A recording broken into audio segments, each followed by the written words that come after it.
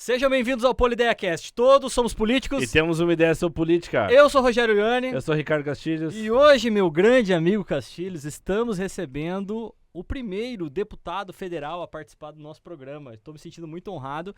Mas quero dizer uma coisa pra você, Sargento, por favor. Convidei o Sargento Camargo pra vir aqui, ó, muito tempo atrás, né? Verdade. E aí ele não veio. Eu tive que pedir pro Faur trazer o Camargo. Aí. Olha só aí. E, ó, muito obrigado, Sargento Faur, por trazer o Camargo. Enfim, sejam bem-vindos, pessoal. Só tem caveira aqui hoje, hein?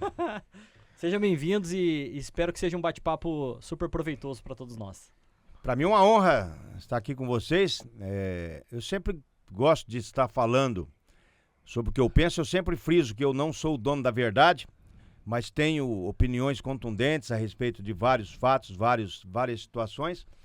E a gente está sempre pronto para aprender e para ser convencido, talvez, ao contrário do que a gente pensa, mas com bastante argumentos e não por medo de cara feia, por pressão.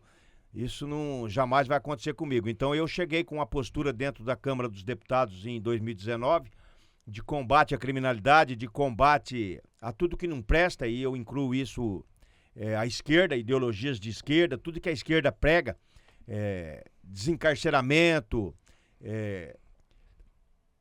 diminuição de penas, eles acreditam que prender e punir não é a solução, ao passo que eu tenho plena convicção de que a médio e longo prazo que vai salvar o Brasil é a educação, mas infelizmente a curto prazo é cacete no lombo e bala no rabo de bandido, não tem outra saída.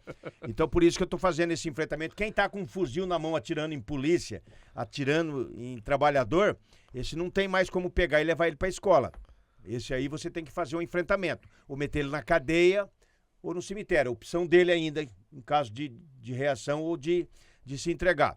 Então essa mesma ideia, essa mesma filosofia que eu tinha trabalhando nas fileiras da Polícia Militar do Paraná, eu levei para dentro da Câmara dos Deputados. Eu tenho agido da mesma maneira, até por isso que eu sou muito respeitado perante o nicho de pessoas que gostam que se sentem representados pelo que eu falo, pelo que eu faço. Eu sou abordado diuturnamente dentro da Câmara dos Deputados, lá ali frequenta de 10 a 20 mil pessoas por dia. Caramba. De vários estados, eu diria de todos os estados do Brasil. Então eu tenho seguidores em todos os estados, inclusive estados do norte, nordeste, onde a esquerda ainda prevalece em várias cidades. Eu ainda assim tenho seguidores, tem pessoas que me admiram e que me abordam e fazem questão de tirar foto, de fazer vídeos comigo e parabenizar o meu trabalho. Isso acontece nos aeroportos, acontece nas cidades, em todos os lugares que eu vou. Isso mostra o quê? Mostra que eu estou no caminho certo, mostra que o pouco que eu prometi para as pessoas, eu prometi trabalho, enfrentamento à criminalidade, enfrentamento a desmandos, anticorrupção, e eu tenho cumprido isso com esmero. Então eu sou respeitado.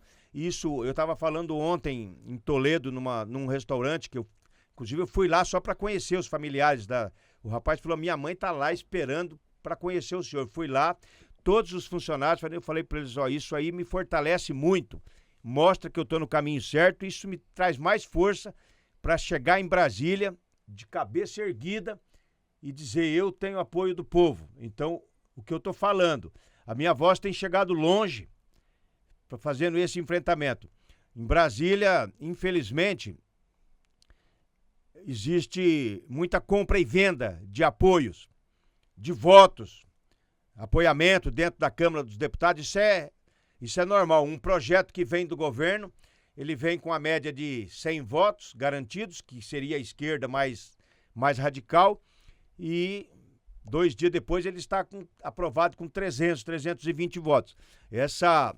Durante esse tempo, o governo, nós apelidamos a forma como ele age de tratorar, tanto ele tratora como o presidente da Câmara tratora. O que é isso? É ir para cima com todas as suas forças. Quais são as forças do governo?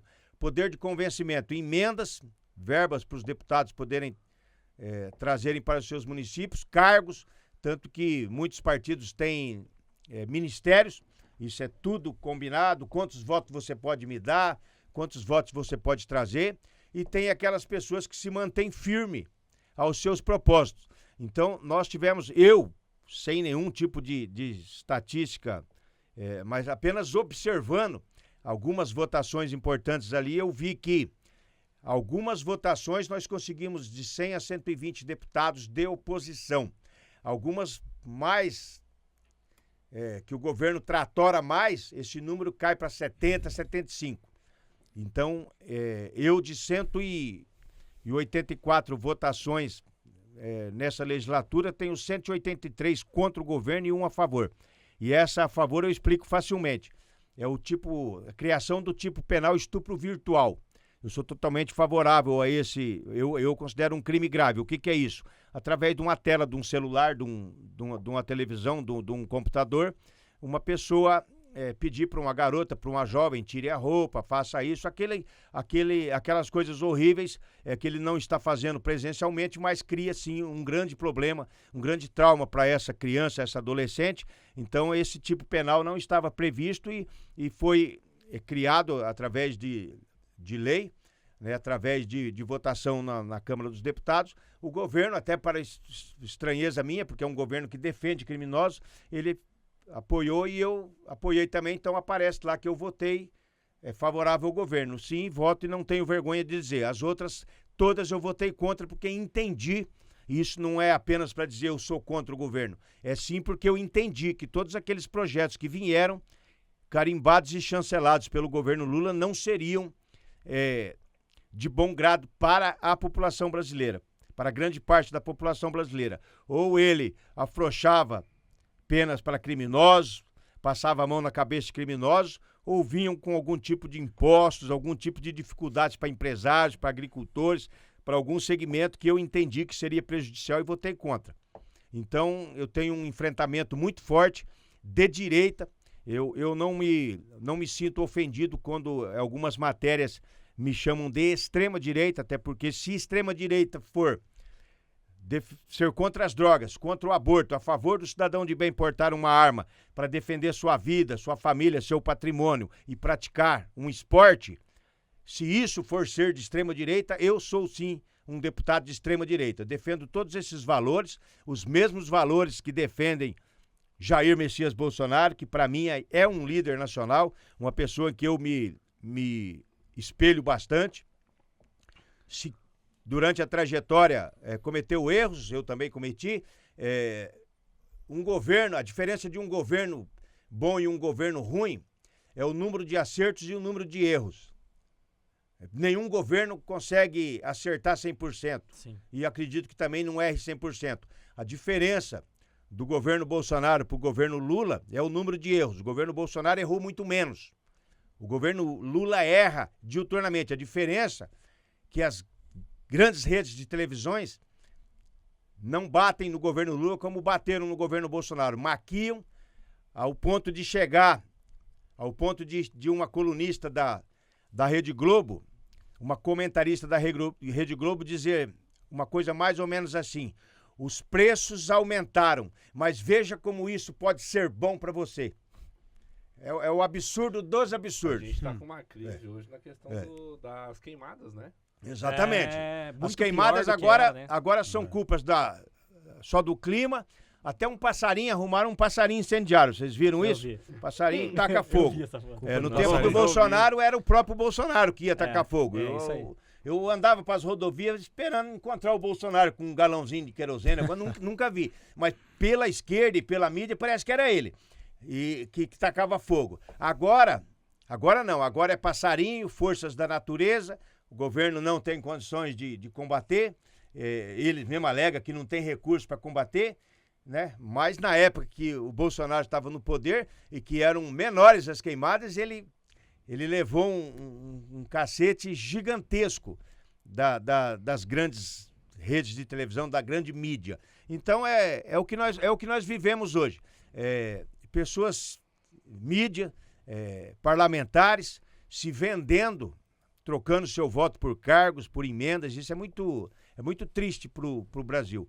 E por isso que eu, no Brasil, tenho apoiado candidaturas de homens e mulheres de direita que defendem as mesmas bandeiras que eu defendo, as mesmas bandeiras que Jair Messias Bolsonaro defendem. Eles muitas vezes essas pessoas não estão necessariamente no PL, eles estão em outros partidos, inclusive no meu partido, no 55, que eu tenho um motivo para estar hoje no PSD, e muitos candidatos que defendem essas bandeiras, os quais eu confio e podem ter certeza que, se eleitos forem com o meu apoio, serão cobrados.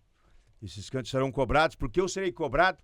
Porque qualquer candidato que você empresta o seu nome, empresta o seu apoio, pede para o eleitor, que muitas vezes conhece menos o candidato, mas por você estar pedindo, pelo Bolsonaro estar pedindo, ele vai lá e vota naquele candidato. A hora que aquele candidato errar, quem será cobrado é aquele que pediu o voto. Então eu estou preparado para cobrar e já deixo de antemão candidatos que eu apoio. Claro que nós temos exceções e exceções, mas no geral, candidato que eu apoio, chegando nas câmaras de vereadores, se votar aumento de imposto, será escrachado por mim publicamente. Se votar aumento de imposto contra o cidadão já paga muitos impostos. Então, chegar projetos de prefeito, seja aqui em Cascavel, seja em qualquer lugar do Brasil que eu tenha pessoas que eu esteja apoiando, chegar na Câmara de Vereadores, projeto de aumento de impostos contra o cidadão de bem, e o vereador que eu apoiei votar favoravelmente ao aumento, ele será escrachado por mim e cobrado publicamente, porque não é isso o combinado. Então, eu tenho bastante clareza em dar o meu apoio e tenho bastante clareza também se preciso for cobrá-lo. Então, é por isso que eu tenho, sem medo de errar, apoiado candidatos, homens e mulheres dignos aí Brasil afora. E de vários estados me procuram, eu faço uma pré-análise ali de quem é a pessoa, qual a trajetória da pessoa, porque existem muitas pessoas que surfam na direita, na onda Bolsonaro. Essas pessoas de 3, 4 anos para trás, eles têm uma trajetória de esquerda, uma trajetória de defesa de pautas esquerdistas, e agora, como viram que existe uma onda muito forte de direita, que começou, podemos dizer, em 2018, essas pessoas se dizem e migram como bolsonaristas, mas são pessoas oportunistas. E tem aquelas de trajetória antiga. Eu tenho amizade com o Jair Messias Bolsonaro há mais de 25 anos, e tanto que ele esteve em 2014, ele me ligou, o filho dele, o Eduardo, seria candidato em São Paulo, ainda não era político. O Bolsonaro, o Jair Messias, me ligou e falou, eu era candidato, pré-candidato a deputado federal pelo Paraná, me ligou e falou, Faur, eu vou fazer 450 mil votos no Rio, como deputado federal em 2014, Bolsonaro. Faltava 40 dias para a eleição. Mas o meu filho está patinando em São Paulo, você não ajuda, não faz um vídeo ajudando? Falei, claro. Procurei uma produtora, paguei do meu bolso, fiz um vídeo, pedindo voto para Eduardo Bolsonaro. Aí fui candidato também. O Bolsonaro, pai, foi reeleito no Rio com 465 mil, ele falou que ia fazer 450, fez 465 mil. O Eduardo foi eleito em São Paulo, né, com toda a força do nome, com apoio meu e com tudo que lhe ajudava. E eu fiquei de primeiro suplente, com 50.608 votos no Paraná, mas eu era primeiro suplente de apenas 2 deputados e não consegui assumir durante os 4 anos. Tranquilamente, voltei para a estrada onde eu trabalhava, Polícia Rodoviária, continuei trabalhando ali mais 3 anos, obrigatoriamente me aposentei, obrigatoriamente aos 35 anos, a lei, se você tiver de trabalho, meia-noite o comandante manda embora para casa. Né? Fiquei um ano afastado do meu trabalho, que me projetava, das apreensões. 2017 até 2018, falei, o que será do meu nome agora e tal. Fui fazer palestras antidrogas em escolas, fui extremamente bem recebido por adolescentes, por alunos, e em 2018 fui candidato e fui o deputado federal mais votado do Paraná. Então, que honra, hein? Essa é uma parte da trajetória. Tudo que eu prometi, que não foi muito, prometi trabalho e enfrentamento. Eu estou fazendo. E orgulhosamente eu sou o deputado federal na história do Paraná que mais destinou verbas para a segurança pública do Paraná. na história do Paraná. O que não é demérito para outros deputados, que são deputados da área de saúde, que é importantíssimo, a área de educação, importantíssimo, mas o deputado federal do Paraná da Segurança Pública tem nome e sobrenome, chama-se Sargento Faur. Então, eu sou o deputado da Segurança Pública, tanto que nós tínhamos, nas emendas de bancada, um dinheiro, 8.500.000 para cada deputado destinar, e esse dinheiro é destinado através de uns tópicos, que é elencado pela bancada. Então são 5 ou 6 tópicos. Entre eles estava Segurança Pública, Paraná, viaturas, Polícia Civil, Militar e Penal, que são do Paraná, e PRF, que todo mundo conhece o trabalho da PRF. Na calada da noite fizeram uma reunião e tiraram essas opções. Eu fiquei muito bravo. Porque daí deixaram hospitais, deixaram municípios, tal, tiraram a segurança pública. Eu fiquei muito bravo. Eu falei, eu exijo, já que vocês fizeram a ata, aprovaram numa reunião que eu não vi, eu exijo que na ata saia o meu nome, que eu sou contrário a tirar a segurança pública. Ou seja, a minha intenção desses 8,5 milhões era 500 mil para um hospital e 8 milhões, 7 milhões para o Paraná, para compra de viaturas, para PM, Polícia Civil e Polícia Penal, e 1 milhão para PRF. Então, esses órgãos só perderam 8 milhões. Caramba. E mais 29 deputados que não destinariam o mesmo valor que eu, mas com certeza 500, 800, 1 milhão, 1 milhão e meio. Então, o Estado perdeu com essa decisão tomada pela bancada do Paraná, no mínimo, perdeu 50 milhões, que poderia vir para compra de viaturas e para a PRF. Porque a PRF, o pessoal me falou, ó, nos anéis de integração, onde tem pedágio, onde tem contrato, nós temos 4, 5 viaturas no posto. Mas as rodovias mais distantes, abandonadas, que nós não temos anel de integração, nós temos viatura caindo aos pedaços. Então, mandei viaturas para a PRF, mandaria mais com essa verba, e fomos impedidos por uma decisão absurda que eles tomaram e tiraram a segurança pública dessa lista de opções. Nenhum deputado era obrigado a destinar, mas tinha opção. Eles tiraram até a opção. Aí deixaram só hospitais e prefeituras e tal. E eu fiz questão, meu nome, cumpriram pelo menos isso, que eu fiquei muito bravo. Saiu lá, aprovada a ata que tira, tal, com o voto contrário do deputado Sargento Faur. Mandei uma cópia pro comandante-geral da Polícia Militar, pro coronel Hudson, secretário de Segurança, pro delegado-geral da Polícia Civil, e falei, ó, isso aqui serve para vocês verem, em outras palavras, que o deputado da Segurança Pública do Paraná chama-se Sargento Faur, tá? Não caiam em engodo de outros. Tem ótimos deputados aí da Agricultura, da Saúde, Educação, e eu sou deputado da Segurança Pública. Claro que, como eu já falei no começo da conversa, entendendo que a médio e longo prazo quem vai salvar o Brasil é a educação, eu também destino ar-condicionados para sala de aulas, carteiras, ônibus escolares para transporte de alunos. Eu tenho essa sensibilidade. Destino milhões e milhões de reais para saúde. Então, sim, mas a minha força principal, segurança pública. Tanto que agora, nesse momento, nós estamos trabalhando, já está pronta a licitação, inclusive uma empresa da República Tcheca ganhou, mas uma equipe técnica da PM foi lá e reprovou a arma dela, ela recorreu. Nós estamos comprando com verbas federais do deputado federal Sargento Faur, emendas impositivas que eu tenho direito perante a Constituição Federal. 1.000 fuzis para a Polícia Militar do Paraná. A maior compra de fuzis da história do Paraná será realizada com dinheiro de emendas do Sargento Faur. 1.000 fuzis. E não tenho dúvida nenhuma que nessas distribuições, dessas 1.000 armas, algumas estarão aqui na região de Cascavel para cair nas mãos de policiais para eles fazerem um enfrentamento. Alguns anos atrás, quando eu entrei na Polícia Militar, você transitava de uma cidade pequena para outra, 20, 30 quilômetros de estrada de terra, 2 policiais com a viatura, você cruzava com um tatu e uma capivara. Hoje você cruza com um carro com 4 bandidos do PCC dentro. Então é preciso ter um fuzil para fazer um enfrentamento. Nem que for para aquele primeiro enfrentamento para você poder fugir até chegar ao reforço. Mas você precisa, porque o fuzil é respeitado. Eu sei porque eu trabalhei na estrada, fomos atacados por 3 homens armados que desceram de um Astra, que tinham acabado de assaltar a casa de um atirador. Desceram os 3 com pistolas. Eu atirei de dentro da viatura. Quando o terceiro homem atirou com o fuzil, que o fuzil estralou, eles caíram no mato. Senão eles teriam nos matado. Deram mais de 30 tiros de pistola contra a minha viatura aqui na PR-323, próximo entre Perobal e Umuarama.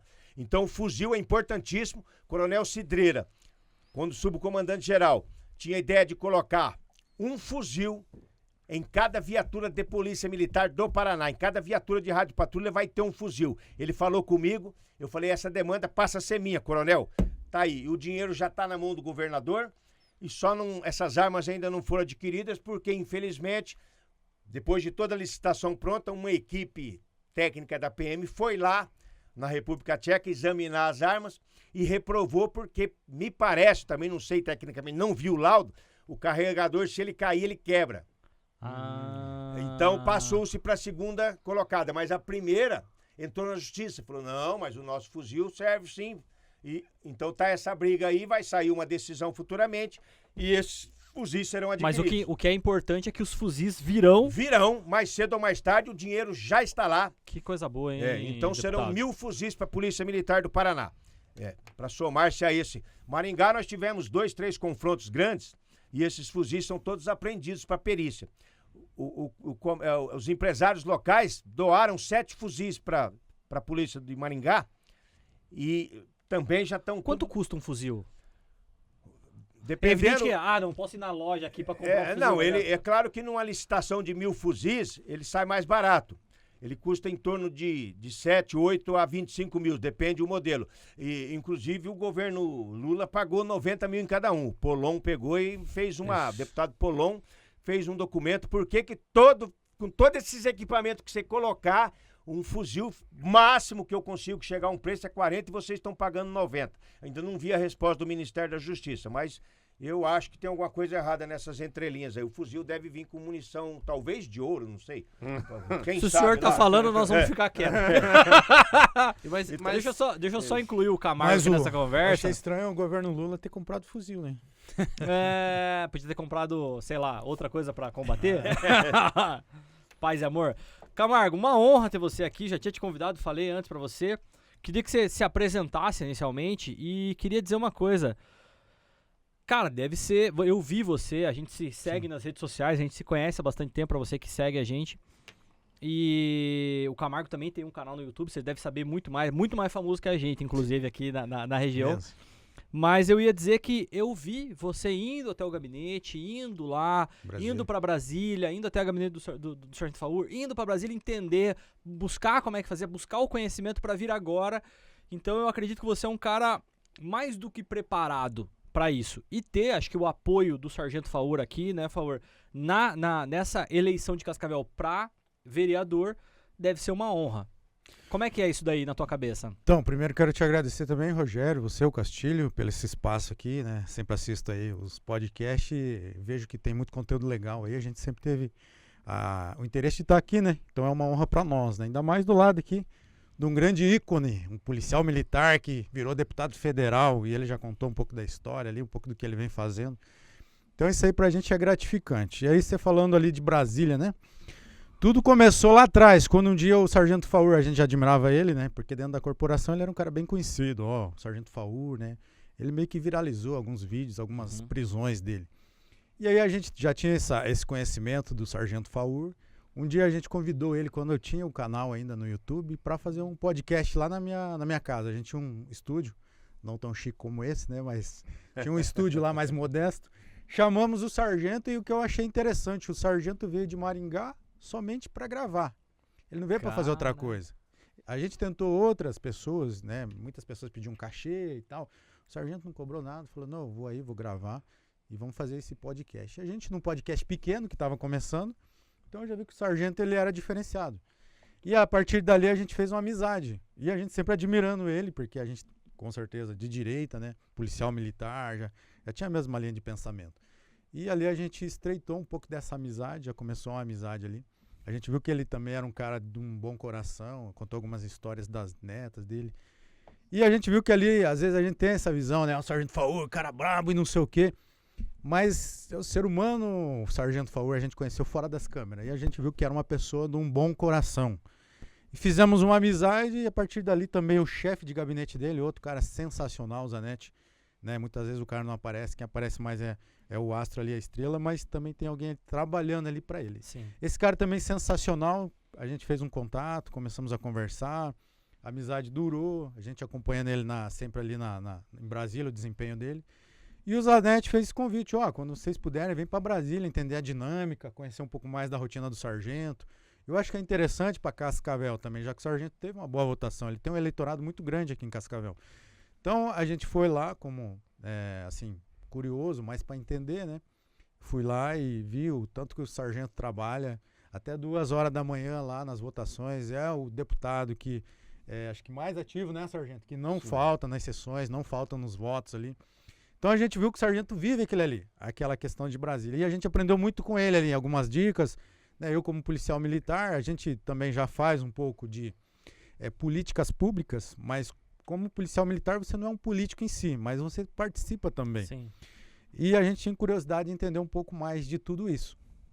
E ele sempre esse cara correto, sempre esse cara dando conselhos no sentido de que, Camargo, se um dia você estiver na política, não aceite favores, não aceite cargos de prefeito.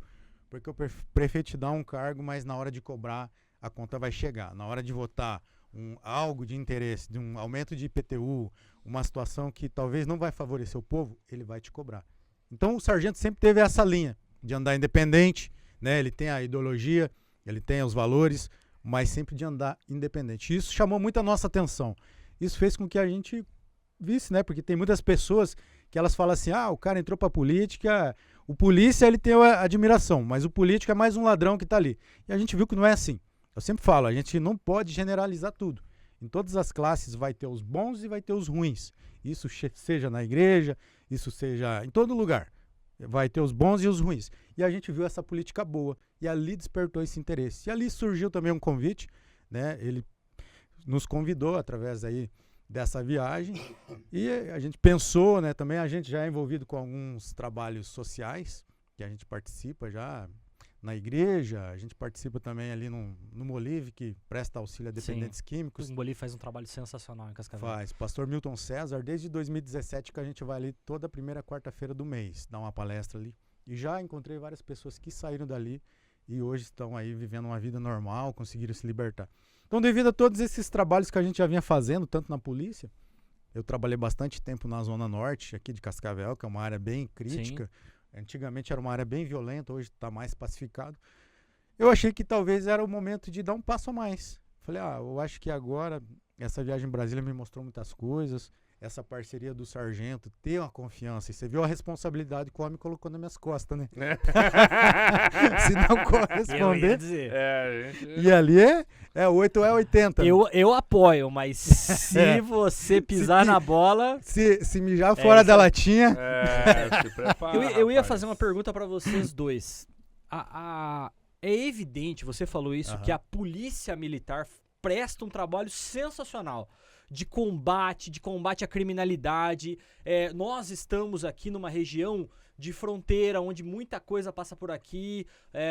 O Sargento Faur enfrentou muita... Dá pra ver nos vídeos que viralizaram, como o Camargo falou, que foi esse enfrentamento. E aí eu tô tentando fazer uma analogia aqui de quando você coloca o seu nome na política, você deixa de combater o crime com um fuzil, que seria uma arma ideal, e passa a combater com uma caneta. Com a sua fala. Exatamente. Como é que é isso, o Sargento Faur? Como é que é isso, Camargo? Como é que vocês entendem isso? E porque você para de combater o crime de uma pessoa e passa a combater de uma maneira macro, de pensar no macro, de pensar em toda a sociedade. Como é que vocês fazem isso e como é que isso é na cabeça de vocês? Você, aposentado agora, você podia estar lá tranquilo, já fez muito pela sociedade. Tô tranquilão agora, vou descansar. Olha, é importante... Eu penso que todos os segmentos, os grandes segmentos, eles têm representantes dentro da Câmara dos Deputados e a Polícia Militar não poderia ser diferente. Nós temos vários deputados e deputadas oriundas de forças de segurança, Polícia Militar, temos da PRF, policiais federais, temos policiais militares, tem vários policiais civis, como eu disse, delegados. O que é a importância? Em vários aspectos. Primeiro, saber as dificuldades que a tropa passa, não só com questão de carga horária, com questão salarial, questões pessoais que dificultam o fornecimento de um trabalho mais digno, um trabalho melhor, mas também em relação a fragilidades da lei. O policial, eu convivi isso a minha carreira inteira, de prende e a justiça solta. Prende e a justiça solta. Antigamente era-se creditado somente ao erro ao judiciário, ou uma parte passou-se a acreditar somente o erro ao legislador. Não, ambos erram, tanto o judiciário como o legislador. Então eu tenho criticado, eu sou um dos deputados que mais levanta esse tipo de questão. Eu acompanho o Brasil inteiro, eu sou um cara antenado totalmente em notícias, dia e noite, tanto que eu praticamente troco o dia pela noite, até 4, 5 horas da manhã eu estou ali municiando os meus assessores para que de manhã já esteja tudo nas redes sociais, ou então documentos, moções de repúdio para decisões de juízes que eu considero bizarras, soltando criminosos por detalhes bizarros, incríveis, que você não acredita. Nós tivemos um caso que me chamou a atenção e eu consegui aprovar na Comissão de Segurança uma moção de repúdio. O que vale uma moção de repúdio? Na prática, ela não tem um efeito administrativo nenhum, mas ela mostra para a sociedade que muitos bandidos que estão na rua e poderiam estar presos estão lá por ineficiência de juízes, por juízes considerados extremamente garantistas e legalistas que só interpretam a lei em desfavor da sociedade. Nós tivemos um caso lá em São Paulo o pessoal da DENARC de São Paulo, da Polícia Civil de São Paulo, recebeu informações privilegiadas através de uma investigação de que um determinado veículo traria grande quantidade de drogas. Eles emitiram, o delegado emitiu uma ordem de serviço, uma equipe foi lá, tudo documentado, e um determinado carro com aquelas características passou e foi abordado. Tinha um casal e 2 crianças dentro. Uma das crianças, filho do homem, e uma das crianças, filho da mulher. E os 2 eram namorados, cada um tinha um filho e estavam... Por que eles estavam ali, o casal com 2 crianças? Para dar uma visão de que é uma família passeando, tem crianças e tal. Mas, na verdade, aquele homem estava transportando 23 quilos de cocaína pura. Mas, num primeiro momento, não foi encontrada a droga estava num fundo falso no painel. Foi bem feito o negócio. Aí a equipe, como tinha informações e tal, e o cara desconversando ali, levaram para a delegacia, o que é uma prática normal, coisas que eu fiz inúmeras vezes, levando para a companhia, acionando inclusive canil, e ali, através com ferramentas e tal, descobriram 23 quilos de cocaína pura no painel. O homem confessou que estava transportando a droga para ganhar determinada quantia em dinheiro, sem problema nenhum. Em sede de justiça, o juiz anulou todo o processo, absolveu o criminoso, porque o entendimento do juiz de que não tinha motivo para ser abordado, não poderia ser abordado e muito menos para ser transportado para uma delegacia onde que não tinha encontrado droga nenhuma. Então, quer dizer, é um tipo de decisão absurda, que é um tapa na cara da sociedade, um juiz que ganha mais de 40 mil por mês, um absurdo. Ele soltou um criminoso, né? Porque, segundo ele, o DENARC, o que o DENARC teria que ter feito no entendimento dele? Teria que ter pedido uma busca e apreensão no juiz e toda essa parafernália, que não tem autoridade. E aí na burocracia o cara já se foi. Que o tino policial, que aquela... É o tirocínio que fala, né? De você observar e abordar, ou abordar por amostragem. Você está numa rodovia que passa 300 carros por hora, você não tem como abordar todos. Você aborda por amostragem. Qual? Que uma pessoa... Mas o policial, ele é meio treinado pra isso também, né? Claro, é o tirocínio. Desenvolve, você, né? Ou você, estando numa rodovia de madrugada, igual eu estive, muitas vezes, passa apenas 3, 4 carros, os 3 serão abordados. Os 3 serão abordados. O que tiver a história mais mirabolante, mais besta, é o que vai perder mais tempo ali. E geralmente vai achar. Então, o juiz, no entendimento dele, isso é ilegal. Ou seja, acaba-se com a essência da polícia militar e principalmente da polícia rodoviária, que é a abordagem. Sim. Não pode abordar. Não pode abordar. Isso aí mostra, se você for seguir o entendimento desse juiz que absolveu esse criminoso lá em São Paulo, eu posso sair daqui agora, ir no Paraguai, abastecer com o que eu quiser, e vim que eu não posso ser abordado.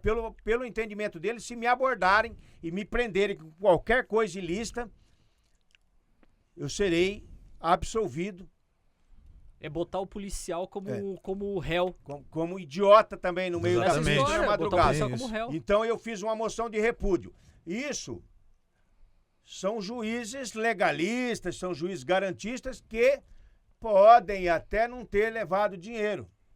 Mas muitos estão respondendo no CNJ por venda de sentenças.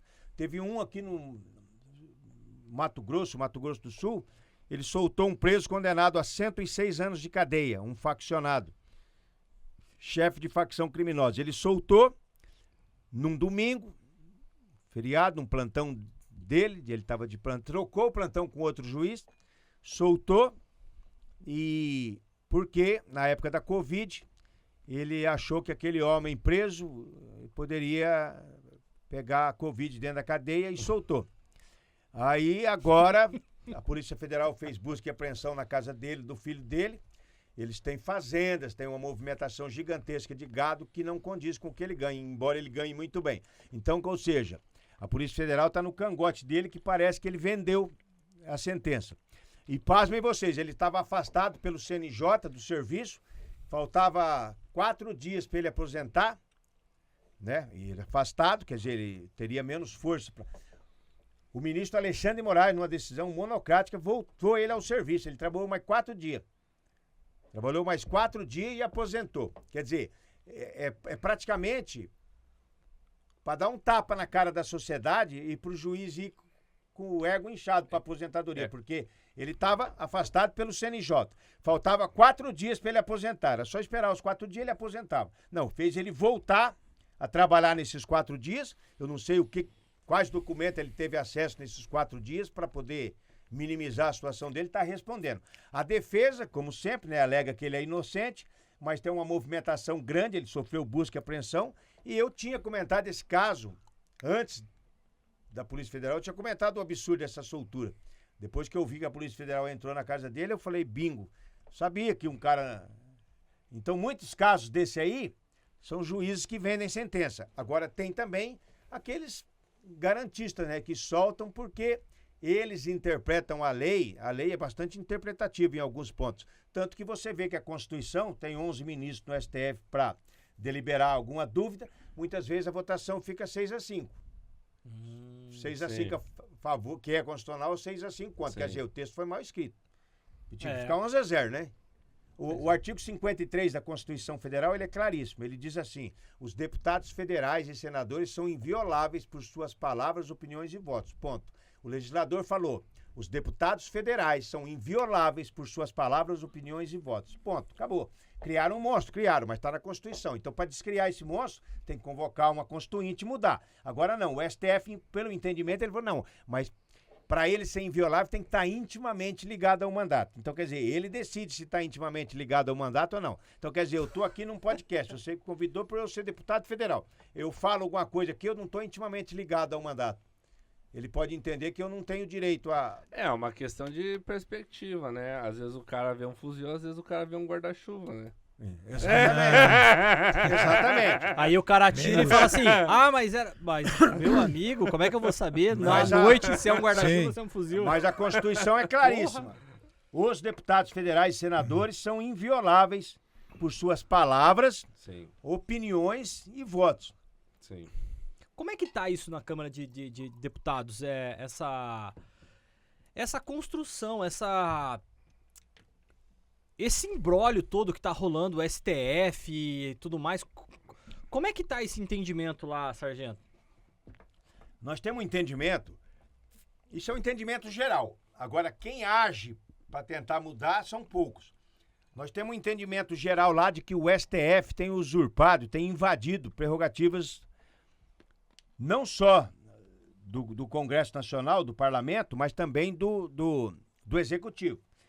Um exemplo claro foi quando o presidente Jair Bolsonaro nomeou o delegado Ramagem para chefe da Polícia Federal. E o Alexandre de Moraes proibiu. Constitucionalmente, é uma prerrogativa do presidente da República nomear o chefe da Polícia Federal. E o Ramagem tinha sido o quê? Tinha sido segurança dele, chefe de segurança dele, a partir do momento que ele tomou a facada, quando ele era candidato. E claro que você, chefe de segurança, você está próximo ao candidato e posteriormente ao presidente, você cria um vínculo de amizade, de respeito com o seu funcionário e tal, que não quer dizer que ele passe a ser suspeito ou não. E a partir daquele momento que você vê a competência do funcionário, você nomeia ele como diretor da Polícia Federal. Não vejo nenhum tipo de problema. O deputado, o ministro Alexandre de Moraes alegou que Ramagem teria amizade com os filhos, com o presidente, e que seria suspeito ele na chefia da Polícia Federal e proibiu. Ele invadiu uma prerrogativa exclusiva do presidente da República, que é nomear o diretor da Polícia Federal. Então, se você pegar de muitos anos para cá, o único presidente que não conseguiu nomear o diretor da Polícia Federal que ele queria, chama-se Jair Bolsonaro, porque o Alexandre de Moraes proibiu. Então, isso é uma invasão clara, gigantesca no Executivo. Então é aquela situação do deputado também, Daniel, né? Sim. Que ele... E aí ele invadiu várias vezes. O Flávio Dino está Daniel invadindo Silveira, que ele competência. Tá preso, Agora né? o Flávio Dino disse que o governo está autorizado a estourar o teto de gasto para combater queimadas. É uma emergência? É uma emergência. Mas mesmo dentro de uma emergência, tem que ser convocada uma sessão extraordinária do Congresso Nacional e ser deliberado pelos deputados e senadores. Únicos que têm autoridade para permitir que o governo fure teto de gasto, que o governo que dê suporte financeiro para determinado ministério em caso de uma catástrofe ou qualquer coisa, por isso que tinha que ser uma reunião extraordinária. E o Congresso não revida? Como é que tá isso daí? O Congresso em si, não, porque o presidente da Câmara e do Senado, não sei por que cargas d'água, não agem. Aí fica esse grupos de deputados com menos força, que seriam nós, de direita, que ficamos fazendo esse enfrentamento, colhendo assinaturas, tentando convencer mais deputados e senadores e o próprio povo de que nós temos que impeachment o Alexandre de Moraes, que dentre os ministros é o que mais tem, que o nosso entendimento, cometido crimes e rasgado a Constituição. Então é por isso que nós... E também, é claro que se um for impeachmentado, os demais vão ver que eles não são intocáveis, digamos assim. Então é essa que é a nossa batalha. A batalha nossa é pela própria liberdade, pela valorização dos poderes. Hoje, o poder... Eu aprendi quando criança, eu lembro muito bem da professora falando que os três poderes são independentes e harmônicos. É mentira. É mentira, isso aí é uma falácia. Hoje, o grande poder que temos no Brasil chama-se STF, Judiciário. É o poder que tem mais força. Por quê? Porque eles prendem o deputado, eles prendem o senador, eles têm competência para entrar dentro do meu gabinete na Câmara, para fazer busca e apreensão. Então eles... E eu não tenho competência, nem o Lira, nem ninguém de nós tem competência para entrar no gabinete de um ministro daquele para fazer busca e apreensão. E o corporativismo do STF? O que o senhor tem a dizer sobre isso? Então, por isso que eu falo, o Alexandre de Moraes faz tudo que faz porque ele tem anuência e conivência dos demais ministros. Inclusive com essa situação da suspensão do ex, ele foi votado, ele colocou sobre crivo do plenário, ficou 11-0. Teve só 2 lá, 3 que discordaram da multa aplicada em caso de uso do VPN, né? Mas eles aprovaram. Então, quer dizer, eles são coniventes com as decisões. Mas isso aí é tratado, no meu entendimento, esse tipo de votação é tratado nos bastidores. É igual nós somos aqui do STF, eu falo assim, ó, eu vou fazer decretar um troço aqui, mas e daí? Não, nós... Aí depois não coloca a votação sem saber o que você... Já está discutido, vou fazer, então faz lá. E eu vou lá e faço. Então isso aí é previamente discutido. Claro, depois eles põem na votação eletrônica e sai o resultado lá. Mas isso aí é uma invasão de poderes. Então tem prerrogativas do parlamento que estão sendo violadas pelo STF. E o STF, o que ele tem? Ele tem a força. Por quê? Porque o ministro Alexandre de Moraes pode mandar a Polícia Federal na minha casa amanhã cedo, no meu gabinete. Em todo lugar ligado a mim, eles podem mandar. Mas nenhum deputado tem poder para mandar a Polícia Federal na casa de ninguém. Então aí já cria um desequilíbrio. Aí havia um entendimento, não documentado, mas entendimento de que o poder moderador no Brasil seriam as Forças Armadas. Seria o poder moderador. Eu entendo até que quem tem a arma sempre tem poder de moderar alguma coisa. Mas, Isso é verdade. mas votaram no STF e diz que a Força Armada não é poder moderador. Então, quer dizer, em outras palavras, quem manda é o STF. Aqui, quando a gente fala de... Camargo, por favor, Só fale. a questão ali que você falou, no início da troca ali da função de policial, né, para ir para política, trocar o fuzil pela caneta, né, talvez. Cara, é o seguinte, ó, eu entendo da seguinte forma, eu como policial militar já peguei situações aí, por exemplo, tem uma que marcou bastante que a gente prendeu um menor, tipo na segunda-feira, ele tava com um carro furtado, a gente foi lá, levou ele, passou no próximo serviço nosso, nós prendemos esse mesmo menor com outro carro. Passou mais um tempo, naquela mesma semana nós pegamos ele de novo com outro carro furtado. Porque furto é um crime que não tem grave ameaça, então chegava lá, fazia o boletim, o cara por ser de menor ainda já estava na rua no mesmo momento, nem chegava a ficar E preso. você fazendo relatório. 3 vezes, isso, Cada ocorrência nossa demora aí, no mínimo, se for um dia tranquilo, vai demorar 1 hora. Se tiver várias equipes ali também com flagrante, vai demorar às vezes 6 horas. Então, assim, é uma situação que o policial em si, ele vai um pouco assim, ele vê que ele está enxugando gelo. A polícia, ela faz, no meu entendimento e tudo que eu vivi em campo, a polícia, ela faz um trabalho extraordinário, porque o policial está ali, a grande maioria por vocação. Então o cara está ali, ele quer fazer aquilo, ele tem aquilo no sangue, de caçar, de pegar bandido, independente se vai ter problema na delegacia, independente se ele talvez vai responder algum processo, mas ele quer. E a gente fez muito isso.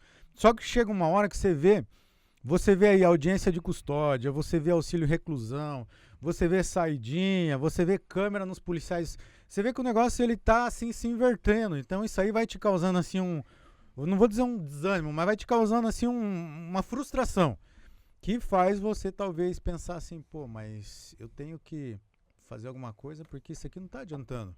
Esse cara que furtou aqui, um carrinho ali, e esses carros, a maioria desse cara que eu falei, era golzinho 95, um golzinho bolinha 2000, carro de gente trabalhadora que não tem seguro. Eu lembro que na terceira vez que nós prendimos ele bateu o carro ainda, o carro acabou. Então é uma situação que revolta, assim, você pensa assim, pô, eu tenho que fazer alguma coisa a mais, eu tenho que ir para um lugar que eu possa talvez corrigir.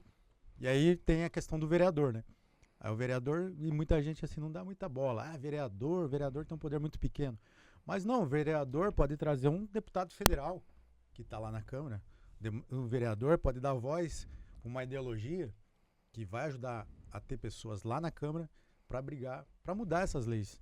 Então, esse que foi o grande desafio ali, voltando naquela questão que você falou de trocar, né, o fuzil pelo plenário. E mais uma coisa, questão também de outra coisa que a gente vê bastante, principalmente nos noticiários. O sargento já falou muita coisa ali a respeito disso, dessa corrupção, desse desvio de poder, né, interferência. Então, assim, a gente, pegando o exemplo desse menor que estava furtando o carro, mas a gente sabe que tem talvez políticos aí que estão dando um desfalque muito maior, que estão levando dinheiro público, Sim. o dinheiro que era para ir para a saúde, para a educação, para a segurança pública, o dinheiro que era para ir para hospitais, talvez esse cara está colocando no bolso. Então isso também, para quem tem o sangue combativo de, pô, eu quero fazer alguma coisa, eu quero pegar esse ladrão, eu quero pegar esse vagabundo, isso também é um desafio para a gente. Então essa é a questão. Para mim foi muito mais nesse sentido. Vendo exemplos, né, de alguém que já passou pelo processo, que está lá fazendo um bom serviço, eu acredito assim que isso inspira, e motiva e dá esperança. Eu ia até trazer um outro assunto aqui para você responder, Camargo, porque aqui isso que o deputado Faur trouxe para nós, eu vejo isso assim a gente até quando a gente vai fazer as nossas falas sobre teoria do poder e tudo mais, a gente fala que o poder é como a água, né? Que ele vai ocupando espaços. Então, eu acredito que hoje o poder do judiciário ocupou um espaço que ele precisa ter. E eu sinto que aqui em Cascavel houve uma tentativa. Eu queria que, até assim, com todo respeito as pessoas que fazem parte dessa igreja, dessa comunidade. Com todo respeito, eu queria perguntar pra você, Camargo, como é que é o sentimento de você olhar e ver, por exemplo, o caso do pastor presidente aqui, de olhar e falar assim, viu, ó, tem que votar nesse aqui, que isso vazou. Então eu vejo que é o mesmo caso de um poder religioso trazendo, meio que obrigando as pessoas a votar naqueles candidatos pré-determinados. Como é que é isso, Camargo, pra você? Qual que é o teu sentimento você estando aqui em Cascavel? Na verdade, tem várias situações que aconteceram desde a época que a gente se colocou à disposição na pré-campanha, que eu entendo assim que já é um desafio na pré-campanha. Porque você já começa a ver que a coisa está errada na campanha. Imagina depois lá dentro, né? Então essa situação que você citou é uma situação assim que entristece, né? Entristece, independente de qual seja a igreja. Eu vi uma foto de um colega meu ali de partido, inclusive, que estava lá o padre e todos os candidatos da Igreja Católica e o padre dando a bênção para todos eles. Então eu creio que essa é a verdadeira função de um líder religioso. É chamar quem tem aquela ideologia, quem representa aquela igreja, e dar a bênção. Mas o foco da igreja, porque a igreja ela está muito acima de qualquer homem, né? O homem ele vem, ele passa, as instituições, elas são centenárias desde a época de Cristo. A igreja é a noiva de Cristo, a igreja é sagrada, a gente não pode prostituir a noiva. A noiva é sagrada. Então isso é uma coisa assim que já causa assim uma tristeza, vamos dizer assim. Porque é uma situação que, é lógico, quem está sendo favorecido por esse tipo de artimanha, né, desse tipo de interferência, e falando assim até na questão jurídica, eu já até pesquisei isso, conversei com alguns advogados, é um cara que pode ter o seu mandato, ele pode fazer uma boa votação, mas ele pode ser cassado facilmente por abuso de poder econômico. Porque quando você tem dois candidatos e você trabalha em cima de um para promover ele dentro da igreja, você tem uma organização, você tem uma empresa, você está quebrando a democracia. Você não tá, esses dois aqui não estão concorrendo igual. Esse aqui ele está tendo uma vantagem. O poder econômico dessa instituição está em cima dele. Então eu já vi cassações aí de mandatos de vereadores, de políticos do Brasil afora, se pesquisar no Google, por abuso de poder econômico. Não só de empresas, mas de igreja também. Nossa, que... Então é um desafio, eu acho, né? A gente entra na política achando que vai ser tranquilo, Nunca e é. talvez você ache que você vai ser acolhido, né? Eu que ainda tô gatinhando nesse meio, o sargento aí já tá bem, a trajetória dele bem maior, né? Mas é uma coisa assim que entristece. Entristece porque assim, você espera, assim, no mínimo, um tratamento igual, né? Mas daí você vê que algumas coisas elas perdem o foco. E aí causa essa quebra na democracia. Acaba sendo um jogo pesado, né? Um jogo pesado. Mas assim, ó, só pra gente ter um alinhamento aqui, então, o Sargento Camargo tá candidato a vereador pelo Partido Novo. Isso. E tem um alinhamento com o deputado federal, o Sargento Faur, que já disse que vai cobrar ele lá na Câmara, né, Com Sargento? certeza. Legal. Camargo, então assim, você tá no Partido Novo. E assim, E- só claro. para pegar um gancho dessa questão minha com o sargento. O sargento é um cara assim muito correto. A gente falou de outra situação da igreja. O sargento nunca fez nenhuma... Até assim, no dia que a gente foi em Maringá e conversamos com o sargento, falamos, ó, sargento, obrigado por esse apoio. Tava eu e o outro amigo nosso ali, o Aurélio, que é o candidato lá em Toledo. A gente falou, ó, sargento, muito obrigado pelo apoio. O sargento falou, ó, a gente não sabe como te agradecer. O sargento falou, ó, me agradeço indo para comunidade de vocês, para a cidade de vocês e trabalhando pelo povo. Vocês já vão ter paga a dívida comigo. Então, diferente de cargo, qualquer outro tipo de negociação, não. O sargento pegou a gente por ser uma linha igual a dele e fez essa cobrança. Agradeço, trabalhando pelas pessoas lá. Maravilha. Então, Então, você é Partido Novo e o deputado está no PSD. Como é que é essa linha Novo contigo e o Novo é de direita, é de centro? Como é que vocês se alinham politicamente, para deixar claro para quem está o Partido Novo é de escutando? direita. Sargento é direita, extrema direita. A questão de partido hoje é muito relativa, sabe? É claro que talvez pela nomenclatura do partido ele seja identificado como de direita, como de centro, centro-direita, centro-esquerda ou de esquerda, mas individualmente existem dentro desses partidos pessoas com ideias muitas vezes totalmente diferentes. Claro que quando você ingressa num partido, você acompanha já a trajetória daquele partido em relação ao que ele prega, ao que ele defende. Então, na época, quando eu fui para o PSD, eu não consegui espaço no PSL, na época, né, que seria o partido do Bolsonaro. Líderes daquele partido não tiveram interesse, até porque se sentiram assim ameaçados pela minha força, né? Amigo do Bolsonaro, eu tanto que fui o mais votado, né? Aí falou, não, o Faur aqui não vai ser bom, vai estragar nós aqui. Então eles usavam, muitos dizem que ele não é Bolsonaro, porque eu não estava no PL, mas eu era Bolsonaro, eu era amigo do Bolsonaro. O Bolsonaro foi lá em Maringá e me pegou no colo 2 vezes em 2 ocasiões. Me levantou assim, essas fotos rodam o Brasil inteiro. Então, quer dizer, eles pensaram, se o Faur vir pro PL, pro PSL na época, a força será muito maior dele. E seria mesmo, eu fiz 314 mil, faria 400 mil brincando. Porque muita gente, infelizmente, deixa de votar porque é o partido. Eles não identificam muito a pessoa. Então, mas na época eu falei, o governador tinha me chamado, hoje governador, na época, pré-candidato, falou, não, eu acho que o senhor se elege em qualquer partido e eu queria o senhor junto comigo.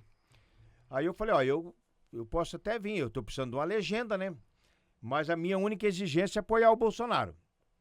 Falou, não, aqui no Paraná nós vamos apoiar o Bolsonaro, aqui o PSD é Bolsonaro. E fui pro PSD, de fato, apoiei o Bolsonaro, apoio até hoje, dentro da Câmara, todo mundo sabe que eu sou bolsonarista raiz, que eu defendo as pautas do Bolsonaro, defendo o Bolsonaro, tenho amizade com os filhos do Bolsonaro, então, mas hoje o PSD, até pelo posicionamento de alguns senadores, ou pela maioria, porque eu sou quem tem mais senadores dentro do Senado Federal, o PSD. Então parece que 12, 11 deles não se posicionaram em relação ao impeachment do ministro Alexandre de Moraes. Pelo contrário, alguns se posicionaram contrário. Então o partido está sofrendo um ataque muito grande para que não votem em candidatos. Eu seria um pouco mais comedido. Eu acho que não se deve votar em candidatos apoiados por esses senadores. Porque esses senadores, sim, são contra o impeachment do Alexandre de Moraes. Por exemplo, eu tenho, dentro do PSD, algumas pessoas que eu apoio hoje. Maringá tem um candidato que é do PSD, inclusive veio para o PSD justamente para poder estar para não ter problema de receber meu apoio. Hoje está se lascando, está apanhando, porque então eu achei um pouco fora de contexto. Nós temos muitas boas pessoas dentro do PSD e nós temos também pessoas mais alinhadas ao centro-esquerda. Tanto que o partido hoje é base do governo Lula. Mas se amanhã qualquer um de vocês dois forem presidente da República, o PSD estará apoiando vocês. Por quê? Porque vocês terão cargos, emendas, ele quer trabalhar junto, governar junto, é um partido. Então esse que é o grande problema. Foi base do Bolsonaro e hoje base do Lula. É um partido mais fisiológico. Né? E eu dentro do PSD, como eu falei aqui no começo, antes de começar a gravar, dentro não só do PSD, mas dentro da Câmara dos Deputados, tem 513 deputados. Eu sou o deputado mais oposicionista ao governo Lula de todos os 513. Ali, triscando coisa, será delegado Palumbo e com a Júlia Zanata. Então, isso são votações diárias que nós temos ali. Então, e aí existe uma afeição pelo Novo também. Tem um respeito pelo Novo.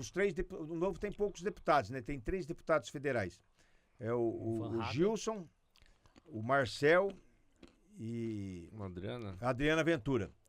Os 3 são meus amigos, são pessoas confiáveis, inclusive muitas vezes eu me oriento com eles, algumas matérias, eu procuro ver, eu entendo por que vocês estão indo contra. Aí eles me explicam, eu entendo, eles são bastante técnicos, eles defendem o livre comércio, eles defendem a força das empresas que geram emprego, porque a ideologia de esquerda, ela é contra as grandes empresas, esquecendo-se de que as empresas geram emprego e renda. É claro que você não vai defender uma empresa para escravizar as pessoas, mas uma empresa poder investir, livre concorrência, livre mercado, para poder crescer e gerar emprego e renda é importantíssimo. É isso que é uma coisa que eu não consigo entender, que fala, o empresário vai escravizar, blá, blá, enfim. Isso é uma coisa que eu não consigo entender. Por quê? Se a gente for pegar de 100% das empresas que existem no Brasil, sei lá, 1% tem atitudes como essa. Por que pegar os outros 99 e tem que pagar essa conta? Não Sim. faz sentido. Não Faz sentido. A maioria dos exatamente. empresários brasileiros são guerreiros que estão lá lutando todos os dias, sofrendo para poder colocar o pão. Vocês não têm ideia de quantos empresários trabalham, cara, para eles poderem chegar lá, porque 95% dos empresários do Brasil são compostos por micro e pequenas empresas. É o que eu Entendeu? ia falar agora. A própria Van, você vê, pega como exemplo a Van. Os caras condenam tanto, né, esses empresários, grandes empresários, mas a Van tá cheia de venezuelano lá trabalhando, que veio da Venezuela, de um país Tem 13º, tem 14º socialista, salário, os caras comunista. pagam não sei o que lá, pagam... Eles confundem o empresário com alguns de grandes empresas milionários com todos os empresários que têm uma dor de cabeça danada o dia que chega a folha de pagamento, o dia que ele tem que pagar as obrigações dele, porque não é fácil. Então é esses que nós muitas vezes defendemos e tentamos fazer o enfrentamento com essa sanha arrecadatória do governo Lula, porque o governo Lula é o governo que gasta muito, principalmente com seus apaniguados, com seus companheiros, e quem paga a conta é o povo através de impostos. E ele se diz pai dos pobres, mas é aquele pai que chega bêbado em casa e surra a criança. Seria mais ou menos esse tipo de pai aí. Camargo, você como candidato a vereador, e até vou pedir pro Sargento Faur também falar na continuidade, escola cívico-militar, qual que é a sua opinião a respeito disso para Cascavel? Eu sou totalmente a favor de escola cívico-militar. Eu acho que hoje as escolas, essas escolas normais, né, que normalmente ali o pessoal da esquerda defende, eles não gostam muito da escola cívico-militar, mas se perdeu o respeito. Se a gente vê hoje em dia, o aluno ele não respeita o professor. Então você, dentro de uma escola, você tem que ensinar disciplina, hierarquia, civismo, patriotismo. Eu sou muito a favor. E os exemplos que eu vi aqui na região, Santa Teresa do Oeste, né? Por último, eu estava comandando lá o destacamento antes de me licenciar. Rapaz, você coloca um militar lá, por mais que ainda não seja um modelo ideal, né? Eu acho que ela deveria ser mais militarizada ainda. Mas já tendo um militar lá, já dá uma diferença enorme. O respeito, os adolescentes ali, quando eles veem aquele militar ali, eles sabem, pô, aqui que tem que ser com respeito, o negócio é rígido. Então eu sou totalmente a favor. Eu vou além, eu sou a favor ainda de ter um modelo, da gente criar alguma coisa ainda para escolas menores, de ensinos menores. Desde a criancinha pequena, é lógico, você não vai pegar uma criança de 5, 6 anos, né, de um CMEI, né, mas assim, você já ensinar o que é os nossos símbolos nacionais, patriotismo, civismo, já ter ali aquela disciplina e hierarquia, desde escolas menores. Eu acredito que seria algo também que a se pensar. Ainda não, as escolas cívico-militares ainda estão no nível estadual, né? Mas eu acho que ainda é uma coisa que deveria estar até nas instâncias menores. Eu sou muito a favor. Até porque a minha vida, eu não servi o exército. Eu entrei na PM com 31 anos. E eu falo pra vocês, antes de eu entrar na PM, eu era uma pessoa. Depois que eu entrei, a minha esposa fala isso. Nossa, como você mudou depois que você entrou na polícia. Porque muitas coisas eu era aquele piazão meio de apartamento, assim, meio panguão. Bisonho. Bisonho. Então, né, o verdadeiro bisonho. Na linguagem militar é bisonho mesmo que fala. Então eu mudei muita coisa na minha vida. E isso me ajudou demais. Você criar disciplina, você criar um senso assim de não desistir das coisas, de batalhar. Então, você dá para o militar, você dá uma missão, ele não importa os meses que ele tem, ele vai ter que ir lá e concluir. Ele vai ter que fazer essa missão. Então, muita coisa a gente aprendeu na PM com o militarismo. Então, eu acho que, é lógico, dadas as devidas proporções para uma criança, para um adolescente, mas eu sou muito a favor das escolas cívico-militares. Só para complementar aí, a hierarquia militar ela é muito sadia, desde que usada corretamente. existem sim, e sempre que possível são combatidos, abusos em questão à hierarquia, perseguições dentro de tropas, né, militares, mas e sempre que possível são combatidas. A hierarquia em si é muito sadia, e as escolas cívico-militares eu acho que são um caminho importante para os nossos jovens. Eu cito um exemplo aqui, eu estive há cerca de um mês atrás, eu estive em Floresta, cidade de Floresta, a convite do prefeito e de outras autoridades, entregando prêmios para alunos que se destacaram na escola cívico-militar, inclusive um garotinho que foi vice-campeão paranaense na Olimpíada de Matemática, e é de uma escola cívico-militar de Floresta. E o prefeito falou até uma coisa a grosso modo, falou assim, antes dessa escola ser transformada em escola cívico-militar, todo dia você via viatura da PM ali em frente. Eram brigas, agressões, todo tipo de má conduta por parte de alunos e de pessoas que ali se aproximavam. E hoje acabou isso aí. Hoje é um exemplo. Hoje estão recebendo prêmios a nível de Paraná, né, por uma educação. E então só por isso eu já vejo que as escolas cívico-militares são uma coisa positiva. Parabenizo o governador Ratinho por ter implantado no Paraná, o presidente Bolsonaro, que sempre foi defensor do ensino da escola cívico-militar. Eu acho que é um caminho importante. Geralmente, grande maioria, tem fila de espera para esses colégios. Eu recebo demandas todo dia, como se eu tivesse poder para colocar ou tirar alguém da escola. Mas sargento, me ajuda, que o meu filho precisa ir para a escola militar, para ter um concurso, tem uma prova, porque se tivesse vaga para todos, não precisaria ter essas provas, né? Então, quer dizer, tem mais demanda do que vaga. Muitas pessoas querem, é importante. Quem é contra? Geralmente a esquerda. A esquerda.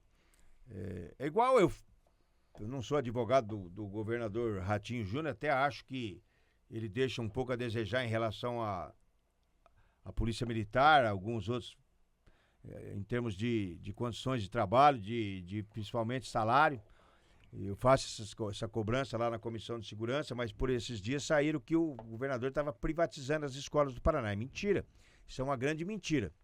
O que o governador estava fazendo, que é uma coisa que inclusive eu concordo, é a administração. Hoje, se uma patente entope, quem tem que correr atrás para desentupir, para resolver, é o diretor da escola.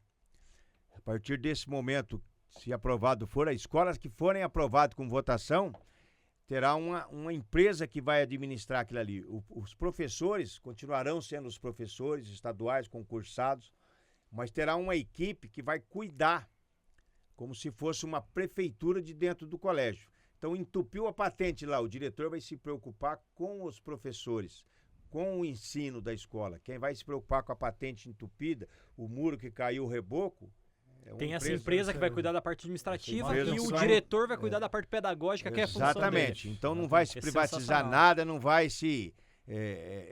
eu acho importante, até eu acho importante alguma coisa dentro da Polícia Militar. Por exemplo, nós temos pessoas dentro da Polícia Militar que trabalham com parte técnica, ao passo que muitas vezes na rua está faltando efetivo.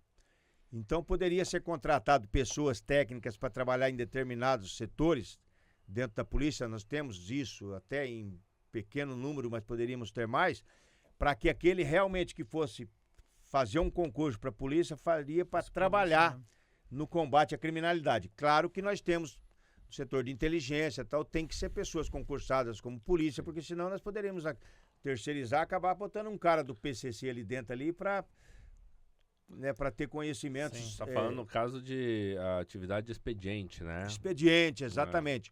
Eu não digo nem só aquele, mas principalmente, antigamente, para você ter uma ideia, antigamente, dentro do quartel, quem fazia a faxina, a manutenção, tudo dentro do quartel eram os policiais militares. Você tinha o plantão de aluno. Quando tinha escola de soldado, beleza. O recruta ia lá e fazia faxina. O recruta é a imagem do cão. Ele fazia a faxina, tinha 3 plantões de alojamento. Agora eu falo para você, numa qualquer unidade pública que não seja militar, por exemplo, o policial federal que trabalha operacional, está lá na delegacia, é ele que é o responsável por cortar a grama da delegacia, por varrer a delegacia? É claro que não. É uma empresa que é contratada, são servidores que são dignos igualmente, mas que não são policiais, trabalham com isso. Agora na PM não. A gente saía de serviço 7 horas da manhã na guarda do presídio, uma noite exaustiva, em cima do guarita, e falava, de manhã todo mundo no quartel arrancando tiririca. Uma desgraça. Então, eu tô dando risada porque eu fui milico, né? Então as coisas vão se profissionalizando. É claro que durante a escola você tem que sofrer um pouco também, porque para criar parte, certo, né, da formação. Mas depois de você profissional com 20 anos de serviço, você vai ficar arrancando tiririca, vai ficar isso não existe. Então, de manhã, aula de tiro de fuzil. De tarde, arrancar tiririca. É igual um amigo meu. Amigo meu, sargento, hoje está na reserva, é engenheiro civil, mas ele trabalhava na Choque, combatendo criminoso.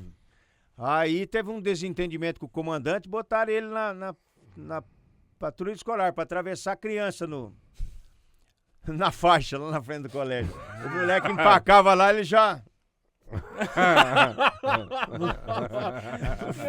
Ele já doutrinado pra enfrentar bandido, porra. Atravessa a faixa, moleque! Olha o poder moderador aí da faixa. Então tem tudo isso, né? É verdade.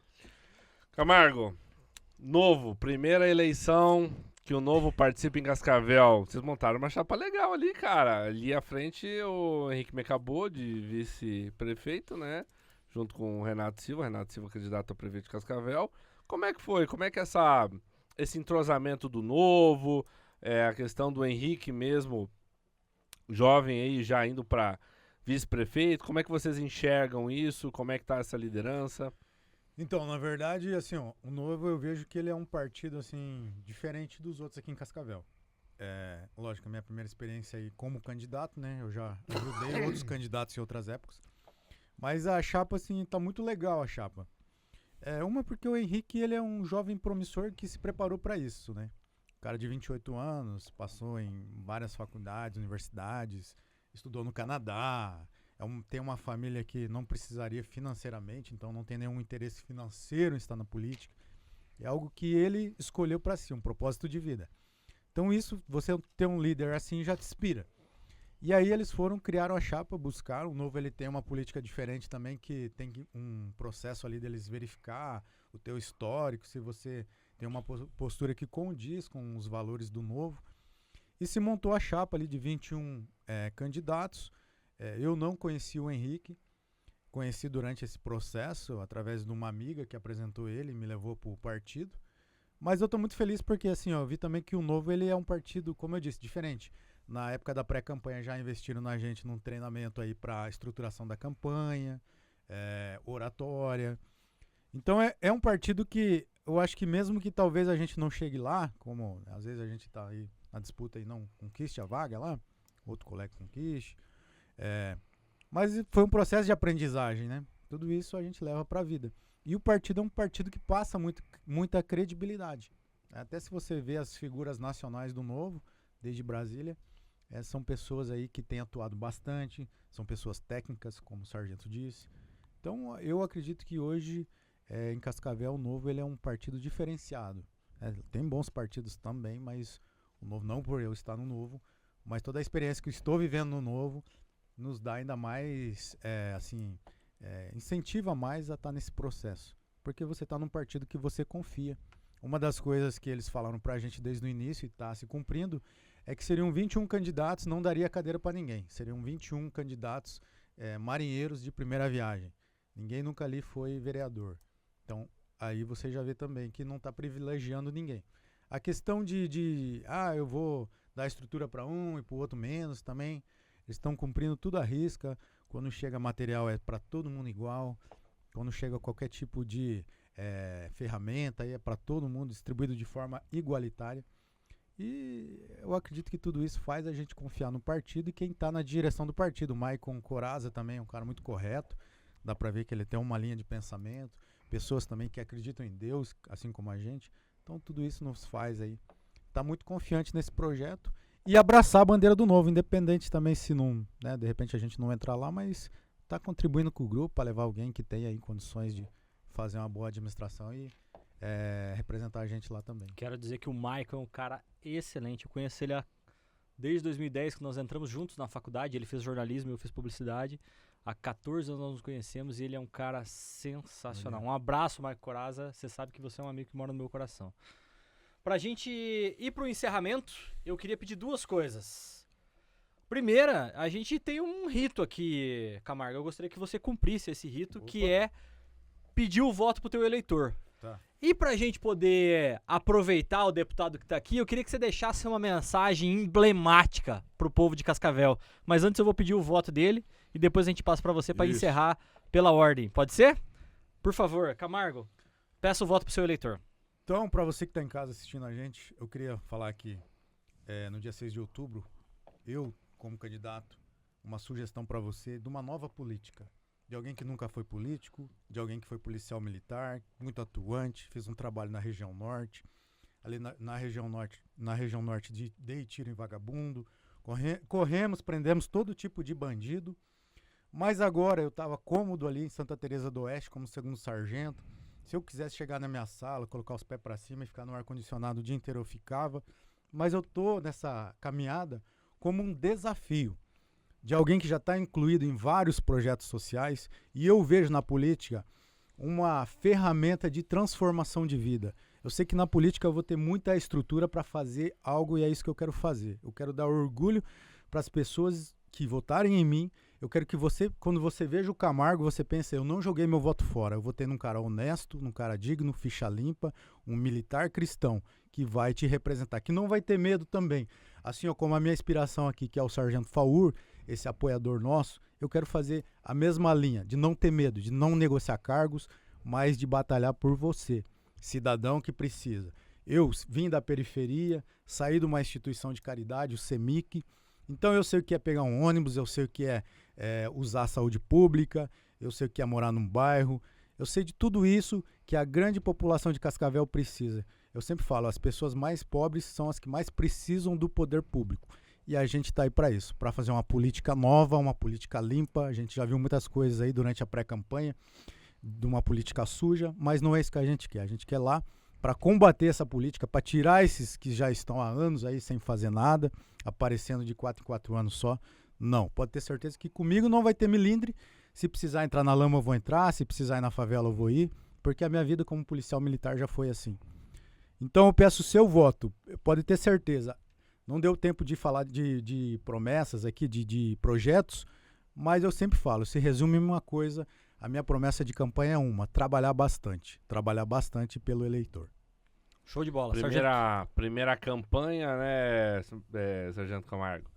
O pessoal saber aí, qual que é o seu número de urna? O número é 30190, Sargento Camargo. E ó, eu agradeço muito também o espaço a vocês que têm feito um trabalho brilhante, nos deram esse espaço aqui para estar falando um pouco, que Deus prospere sempre na vida de vocês e que a gente, se não der certo também, a gente vai seguir servindo a sociedade na polícia militar, correndo atrás de bandido, dando estrutura para o nosso efetivo. Tá bom? Então Deus abençoe a todos. Vamos lá, Sargento Faur, deixa uma mensagem pro povo de Cascavel aí. Primeiro, agradecer o povo de Cascavel pelo carinho com que sempre me trataram, milhares de votos que eu tive aqui, em todas as eleições que eu disputei. Muitas vezes não há interesse de determinados segmentos divulgarem, mas pode ter certeza que eu não esqueci de Cascavel, enviei milhões de reais em emendas federais, dinheiro do povo que volta para o povo. Cascavel atendi guarda municipal, atendi saúde. Então Cascavel jamais será esquecida, uma cidade que eu tenho bastante amigos, que eu tenho bastante carinho. Eu gostaria de lembrar a vocês, eu gosto sempre de frisar que a eleição de 2026, ela passa por 2024. por que eu estou apoiando homens e mulheres de direita em várias cidades do Brasil, vários estados e várias cidades do Brasil. Porque eu sei que em 2026 serão esses homens e mulheres, eleitos ou não, mas com força política, com força de caráter, força de vontade, estarão pedindo votos para o futuro presidente do Brasil. Quem será esse futuro presidente do Brasil, esse futuro candidato a presidente do Brasil, da direita? Nós não sabemos, nós não temos bola de cristal, mas nós sabemos que será uma pessoa que vai fazer um enfrentamento contra a esquerda, e essa pessoa vai precisar do apoio de cada um desses, hoje, candidatos a vereadores, candidatas a vereadoras, a prefeitos, que tem apoio de pessoas igual ao Sargento Faur, tem apoio de Jair Messias Bolsonaro. Nós torcemos aí legalmente dentro da Constituição de que o nosso candidato seja Jair Messias Bolsonaro. Hoje a condição dele é de inelegível. Nós não sabemos o dia de amanhã, tanto que o presidente atual, tempos atrás, estava preso e acabado. E hoje está, digamos, eleito presidente, está cumprindo, está ocupando o cargo de presidente. Então, nós não vamos desistir. A importância de se eleger homens e mulheres de direita que defendem essas pautas que eu já citei, volto a frisar, defendem o direito sagrado do cidadão portar uma arma para defender sua vida, sua família, seu patrimônio, praticar um esporte sadio num clube de tiro com toda a segurança. Contra as drogas estão dilacerando nossos jovens, as drogas estão, meninas estão se prostituindo, os meninos estão indo para a cadeia com furtos, roubos, homicídios por causa das drogas, principalmente o crack. Nós precisamos de pessoas que façam esse enfrentamento. Droga é lixo, precisa ser combatido. Traficante é lixo, precisa ser combatido. Então é por isso que nós precisamos eleger pessoas que defendem essas mesmas bandeiras. Quanto ao aborto, é claro que nós temos as previsões legais, isso aí vamos manter, não tem nenhuma dificuldade desse entendimento. O que nós estamos querendo dizer é aquela pessoa que, após 6 meses de gravidez, resolve simplesmente interromper a gravidez aí por motivo pessoal e não dentro daquele contexto que é previsto em lei. Pessoas que defendem as nossas crianças, a prioridade absoluta nossa tem que ser as crianças toda a vida. Eu cito um exemplo aqui, em todos os eventos que eu vou, com Jair Bolsonaro, em 7 de setembro, estive no Rio de Janeiro, estive 2 vezes na Paulista. Todos esses eventos eu sou assediado por milhares de pessoas para tirarem foto. Muitas vezes estou com um voo marcado, atrasado, não consigo atender todo mundo. Vou saindo no meio da multidão, quando eu vejo uma pessoa com criança, aí o meu filho quer tirar uma foto, eu paro e falo, criança é prioridade. Aí eu pego, tiro a foto, às vezes eu tiro com a criança no colo, às vezes do lado do pai ou da mãe ali. Então a criança tem que ser a nossa prioridade. A criança é a nossa prioridade. Tanto por lei como moralmente ela tem que ser nossa prioridade. Tudo que nós estamos fazendo aqui, claro que nós temos o cidadão que está trabalhando, que precisa ser honrado, precisa ser dignificado, mas tudo que nós estamos fazendo, esse Brasil, melhorando esse Brasil para nossas crianças, que são os donos do Brasil. Claro que também é importante, Castilho e Rogério, nós deixarmos crianças melhores para o nosso Brasil. Por isso que eu sou a favor da escola cívico-militar, a favor da educação, a favor de se cobrar a criança no caminho da retidão, para que no futuro nós tenhamos cidadãos de bem, que de fato honrem Deus, pátria, família e liberdade. Então, importância dessas eleições, votar em candidatos que defendem essas bandeiras, tá? Nós temos lá, dentro da Câmara dos Deputados, esquerdistas que defendem, eles defendem claramente, se eles que se justifiquem por quê, eu não consigo entender, defendem desencarceramento, soltar preso, diz que nós temos a terceira maior população prisional do mundo, na verdade, proporcionalmente não é uma falácia. Nós temos cerca de 700 a 800 mil presos e eles querem o desencarceramento. Eu pergunto para você, como está a segurança na sua cidade? Como está a segurança no seu bairro? Já está caótica, né? Venda de droga, furtos, roubos. Imagine soltando 200, 300 mil desses criminosos que estão presos lá. Então, o desencarceramento não é a solução. Nós temos que prender, temos que tirar de circulação. a curto prazo. A médio e longo prazo, já falei, educação. Educar os nossos jovens para que lá na frente não virem criminosos, para que não virem um peso para o Estado. Mas hoje, eles têm que ser contidos. Eu estive no Presídio Federal em Brasília, visitando o Presídio Federal, estive a 2 metros da cela do Marcola, vi o Marcola tomando sol.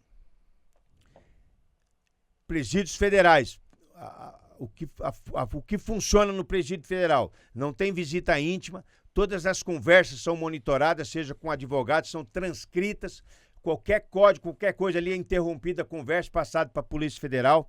Então nós precisamos de fechar esse cerco nos presídios estaduais. Muitos secretários de segurança, muitos administradores penitenciários dos estados têm medo, porque se você fechar o cerco, claro que num primeiro momento serão ataques, salves, quebradeira. Nós tivemos no Ceará, quase destruíram o Ceará quando o secretário peitou, mas ele manteve, peitou, tirou mordomias de chefe do crime organizado. O promotor Lincoln Gaiquia, que é o maior enfrentador do PCC na história do Brasil, falou: quando eu tranquei os chefes de facções criminosas em presídios federais, eu também fui trancado. Eu não consigo andar na rua, ir no mercado, ir numa lanchonete igual vocês vão. Tudo com segurança, 24 horas por dia. Então, ele resolveu fazer esse enfrentamento e fez, eu faço. Eu fui denunciado no STF pelo Marcola, como vocês sabem, porque num podcast eu falei algumas coisas dele. E se precisar eu falo novamente, não vem ao caso, porque são informações que eu recebi não dentro de presídios, mas nas estradas. Um criminoso da mais alta periculosidade. Hoje ele não comanda PCC nenhum, ele é uma figura simbólica. Tudo que ele conversa é monitorado, mas ele sim não vai sair da cadeia tão cedo. O pessoal tem preocupação ele está há 28 anos preso. O pessoal tem uma preocupação dele nos 30 ter que liberar. O promotor Lincoln Gaiquia esclareceu esses dias, eu até divulguei o vídeo, novas condenações que ele está sofrendo por crimes que ele mandou cometer de dentro da cadeia, a contagem começa no 0. Então, a partir de hoje, ele teria que cumprir 40 anos. Ele tem 55, então vamos pensar que ele vai sair com 95. E o promotor também nunca viu um preso que saiu com 95 anos de dentro da cadeia. As condições insalubres lá dentro, difíceis, ele não vive 95 anos. Aqui fora já é difícil viver 95 anos, imagina na tranca. Então, com o Marcola podemos ficar tranquilo, carta fora do baralho. O presídio de Brasília agora teve um reforço de uma muralha, custa caro. Muralha e uma torre, a muralha tem 9 metros de altura, ela é praticamente intransponível, eu tive lá. Ela é praticamente intransponível e vão fazer nos outros presídios federais. A torre tem 12 metros, totalmente blindada, tem proteção, inclusive mais ou menos desse tipo aqui, ó, acústica, por caso do policial lá de dentro dar tiro de fuzil, não prejudicar o ouvido dele. Tem as seteiras, igual os traficantes usam no Rio, eles têm lá. É um pequeno buraco onde ele consegue colocar o fuzil para os presos, para bandidos que porventura querem invadir o presídio não consigam.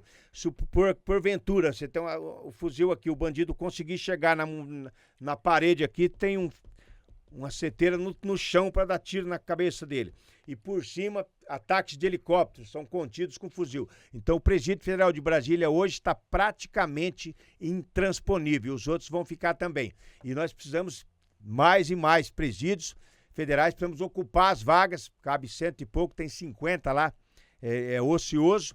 Então temos que mandar mais presos para lá e abrir mais vagas em presídios federais. Sem visita íntima, o Marcola já foi pego em captação de escuta ambiental, dizendo, estamos ferrados.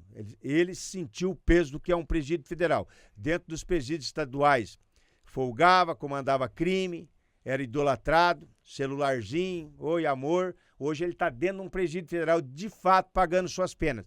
Nós precisamos de mais e mais para eles sentirem que o crime não compensa.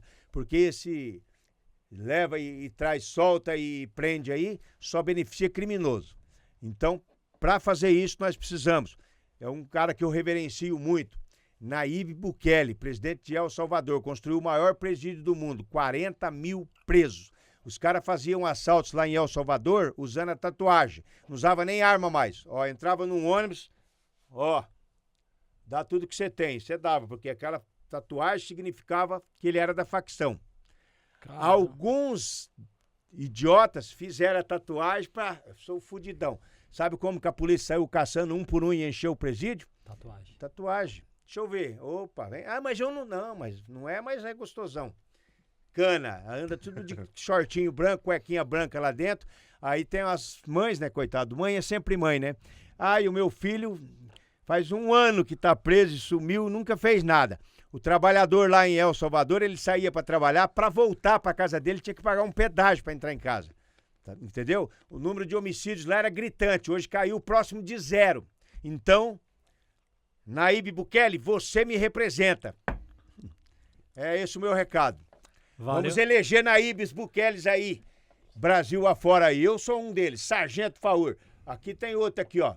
As mesmas ideias, lugar de bandido é na cadeia ou no cemitério. Por enquanto a opção ainda é deles. Por enquanto, se nós virar o fervo aí, sai caçando aí, na bala. Obrigado, pessoal. Obrigado pelo tempo de vocês. E agradeço muito, tô me sentindo honrado por ter um deputado federal aqui. Camargo, você estava convidado. Espero que você vote como eleito agora. Opa, Valeu? se quiser. Obrigado, pessoal. Eu posso finalizar? Claro. Eu sou intransigente contra criminosos, citei isso ontem em uma conversa com pessoas. Eu sou intransigente porque eu conheço a maldade humana. Claro que nós temos o ladrão de varal que pula um quintal porque está viciado no crack, temos o cara que pratica um furto ali, mas nós temos os verdadeiros e grandes criminosos, aqueles de alta periculosidade, precisam ser exterminados. Eu conheço a maldade humana, por quê? Porque eu, na minha trajetória, já vi uma menina de 10 anos morta em cima do mármore no necrotério, toda aberta, peladinha, estuprada por um homem de 1,90 m. E lá em Maringá nós tivemos um caso de um criminoso, numa pequena cidade.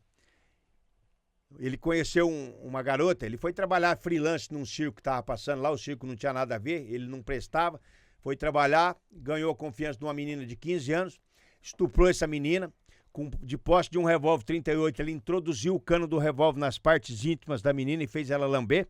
Graças a Deus não matou a menina, deixou ela cheia de trauma, pegou uma pena pífia, foi solto, saiu da cidade que ele morava, pequena, porque ficou famoso ali, mal afamado, veio para Maringá, ganhou a confiança de pastores numa grande igreja, num dia de uma festa, 1000 pessoas transitavam ali, festando e tal. Ele tinha engordado os olhos numa menina de 10 anos chamada Márcia Constantino, engordou os olhos nessa menina, locou um carro, alugou um cômodo ali próximo da igreja, passava pra lá e pra cá, ganhou a confiança dos pastores, passou perto da menina, uma hora a menina falou, onde você vai, irmão? Eu vou buscar um bolo. Ele falou, posso ir com você? Pode. Levou a menina pro quartinho, estuprou essa menina de todas as maneiras que vocês pensarem, esganou, matou, colocou no bagageiro de um carro locado, levou na Venda 200, que é afastado 5 quilômetros ali da estrada rural, lá estuprou o cadáver em cima do capô do veículo, depois juntou folhas e galhos de cana seca e tacou fogo. Então esse cara chama-se Natanael Búfalo, tá preso hoje cumprindo pena. Quando descobrem a história dele dentro do presídio, ele precisa ser trocado de presídio, criando problema para a administração. E a Márcia Constantino hoje faz parte de uma estatística, poderia ser uma mulher, mãe de filhos. Na época tinha 10 anos, esse crime aconteceu há cerca de 20 anos em Maringá. Então eu, Sargento Faur, não passo a mão na cabeça de vagabundo. Quando vocês acharem que eu sou intransigente, lembrem dessas histórias que eu tô contando. Muito obrigado, força e honra.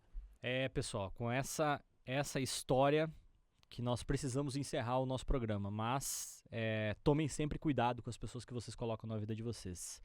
Todos somos políticos E temos uma ideia sobre política. e a gente quer saber qual que é a tua ideia sobre política. Então, vem participar com a gente.